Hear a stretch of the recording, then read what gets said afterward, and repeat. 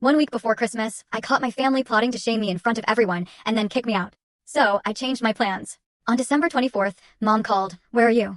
I laughed and advised not to wait for me at the catering. Imagine pouring your heart and soul into proving your worth to the very people who are supposed to love you unconditionally. Now, imagine walking into their home, filled with hope, only to discover they're meticulously planning to publicly humiliate you and erase your presence from their lives, all on Christmas Day.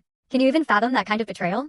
What would you do if your family plotted to shatter your spirit right when you needed them most? My name is Frances, I'm 28, and Christmas used to be my absolute favorite. Growing up in the Harper family, it meant over-the-top, almost theatrical celebrations. But as the black sheep, the one who dared to launch a jewelry business instead of chasing a corporate ladder, I always felt this intense pressure to try harder, to fit in. Last December, I arrived early, buzzing with anticipation, ready to help with preparations. That's when I overheard a conversation that didn't just shatter my holiday spirit, it shattered everything. My own family was meticulously plotting to humiliate me publicly at Christmas dinner, and then, while I sat there devastated, they were going to clear out my childhood bedroom. It was a gut punch I never saw coming. The Harpers of Greenwich, Connecticut, were known for three things: money, influence, and expectations so high they felt impossibly suffocating. My father, Thomas Harper, was a self-made titan, the kind of investment firm founder whose success story gets glorified in business magazines. My mother, Diane, came from old money, her social calendar crammed with charity board meetings. Then there were my siblings. Jordan, for years my senior, was the perfect heir, following in Dad's footsteps without a single misstep.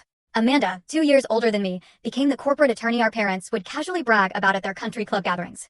And then there was me, Frances Harper, the one who was supposed to complete their perfect family trifecta, but somehow, I just became the family disappointment. From childhood, the path was laid out: prestigious university, a law or finance degree, then a plum job at the family firm or a company impressive enough to drop into dinner party conversations.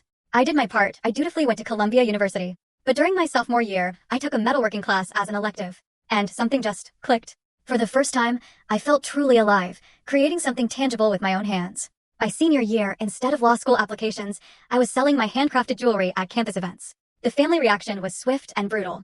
My father refused to speak to me for 3 months. My mother, bless her heart, immediately started scheduling informal meetings with family friends who happened to be law firm recruiters. My siblings?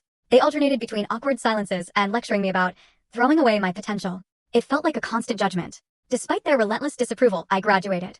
I used every dime of my meager savings to rent a tiny studio apartment in Brooklyn and full story on the channel. Link below. Click now and watch what happened next.